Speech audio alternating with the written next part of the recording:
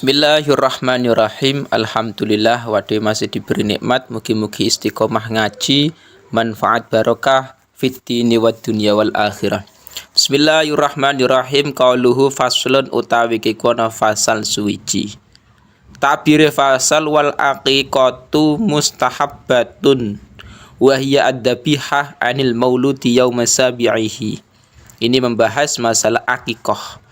Akikah itu hukumnya bagaimana dan dilakukan itu kalau anak perempuan itu berapa akikahnya, hewan yang disembelih itu, kalau laki-laki berapa. Lah nanti akan dibahas dalam pembahasan faslun wal akikahim. Qauluhu wal akikatu utawi akikah. Akikah iku mustahabbatun iku den sunahake. Hukumnya akikah itu disunahkan, bukan wajib. Ini menurut mazhab Syafi'i. Memang hukumnya sunnah, bukan wajib. Ini menurut mazhab Syafi'i. Tapi akikah ini kesunahannya itu apakah anak yang lahir itu umurnya 10 tahun atau 7 tahun atau sebelum balik atau sesudah balik atau kapanpun itu boleh. Nah ini nanti akan dibahas. Qalu huwa hiya utawi akikah iku adzabihatu iku kewan kang den sembelih anil mauludi saking bocah kang dilairake. Kapan? Yauma sabihi ing dalam dina kaping 7 maulud. Jadi kesunahane akikah itu asline hari ke-7 setelah kelahiran bayi ki mau. Jadi 1 minggu setelah kelahiran bayi itu disunahkan yang namanya akikah.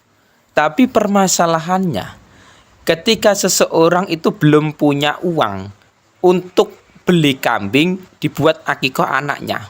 Atau misalkan kalau di masyarakat kita terkadang ada sebagian yang akikahnya itu tidak pada hari ke-7 tapi selapanan.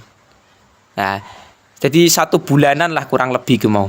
Nah, ada yang demikian, ada yang sampai anak umur bertahun-tahun. Dari masalah itu ternyata para ulama mengatakan kesunahan akikah itu memang yang baik itu hari ke-7 setelah kelahiran. Tapi misalkan nggak bisa, misalkan hari 1 bulan setelah kelahiran bayi nggak masalah, tetap disunahkan. Yang penting kesunahan mengakikahi anak itu ketika anak belum balik. Anak belum balik maka orang tua sunnah mengakikahi anaknya. Tapi kalau anak sudah balik maka kesunahan orang tua mengakikahi itu sudah nggak ada. Jadi anak yang sudah balik maka dia akikah dia sendiri, bukan orang tuanya mau. Tapi nek anak belum balik itu kesunahan akikah itu kesunahane orang tua mau. Jadi seperti itu. Jadi misalkan anak kok dulunya Ahmed Sewu mungkin orang tua belum mampu mengakikahi sampai dewasa umur 20 tahun orang tua belum mampu mengakikahi. Lah anak sudah kerja, punya duit banyak, beli kambing buat akikah sendiri, enggak masalah itu mau. Jadi akikah itu enggak harus anaknya masih bocil, itu enggak harus. Tapi misalkan umur 10 tahun ya tetap boleh, 11 tahun ya boleh. Yang penting tadi pembahasannya. Nek sebelum balik berarti kesunahane untuk orang tua mengakikahi anaknya, tapi kalau sudah balik maka akikah itu kesunahannya dirinya sendiri, bukan orang tua. Qaluhu wa yidbahu. Nah, itu dalam syarah kan ada. Dalam syarah itu di situ dijelaskan fa in ta'akhkharat lil buluk saqata hukmuha fi haqqil aki anil maulud. Jadi kesunahan akikah ketika memang belum dilakukan sampai balik maka kesunahan tersebut itu sudah tidak berlaku kepada orang tua ini. Jadi nek anak kok sudah balik maka kesunahan akikah itu tidak pada anak tidak pada orang tua tapi anaknya sendiri yang mengakikahi. Umur 20 tahun anaknya sudah kerja, maka anak tersebut beli kambing akikah untuk dirinya sendiri, bukan orang tua karena sudah balik mau. Nah, amma huwa fa mukhayyarun fil akif an nafsihi. Makanya maulud atau anak tersebut boleh mengakikahi dirinya sendiri, enggak masalah iki mau. Qauluhu waid bahu lan den sembelih anil gulami saking bocah lanang apa syatani apa wedhus luru. Jadi nek bayi laki-laki dengan perempuan ku beda. Nek bayi laki-laki maka kesunahan akikoh itu 2 kambing. Jadi orang tua lala punya anak laki-laki, maka anak tersebut diakikoi dengan 2 kambing disembelih ki mau. Lah nek misalkan cewek gimana anake? Wa anil jariyati lan saking bocah wadon asyatun uta apa wedhus siji. Tapi nek anak tersebut ternyata yang lahir itu cewek misalkan, maka akikohnya sunnahnya itu 1 kambing. Jadi beda. Nek laki-laki maka yang diakikoi itu kambing 2. Tapi nek anaknya perempuan maka kambing 1. Nah, yang menjadi problem kita ketika memang orang tua tidak mampu mengakikoi anak laki-lakinya 2 kambing, nggak mampu, cuman mampu beli 1 kambing tok, tetap sunnah. Jadi dalam redaksi kitab-kitab lain itu mengatakan tetap boleh mengakikoi anak laki-laki dengan 1 kambing. Cuman yang lebih afdol, yang lebih utama kesunahannya itu dengan 2 kambing untuk anak laki-laki. Dan misalkan menggunakan akikoh selain kambing bagaimana? Lah engko dalam redaksi kitab lain ada yang mengatakan boleh-boleh saja. Misalkan sapi, kerbau, onta, enggak masalah. Dibuat akikoh itu boleh-boleh saja.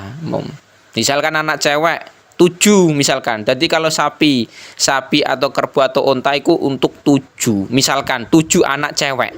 Jadi sekali melahirkan istrinya, ternyata kembar 7 perempuan semua. Lah terus diakikoi bareng, dibelikan sapi, maka boleh-boleh saja. Sapi 1 untuk anaknya cewek 7, itu mau nggak masalah. Itu kalau sapi. Kalau kambing maka perempuan, anak perempuan 1, kambing 1 mau.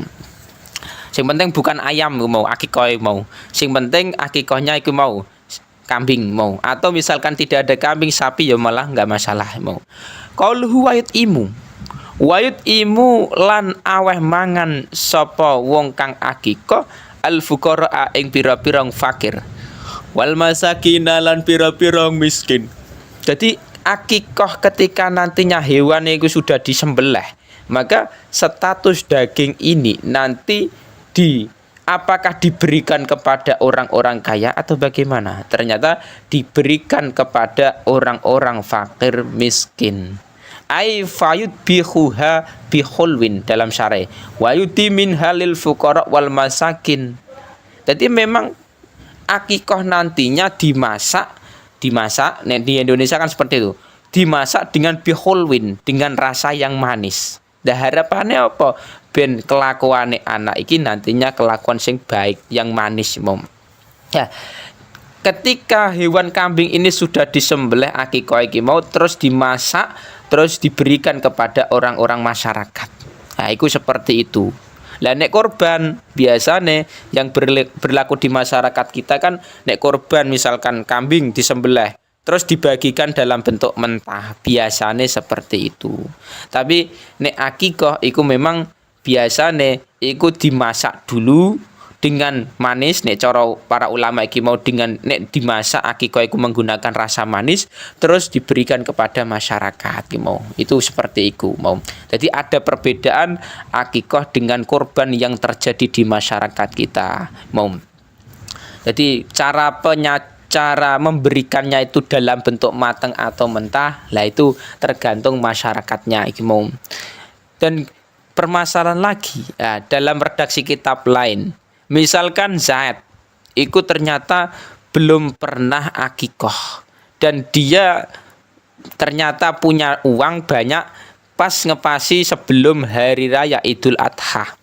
Nah bagaimana? Misalkan beli kambing terus dibuat akikoh plus dibuat kurban, boleh-boleh saja.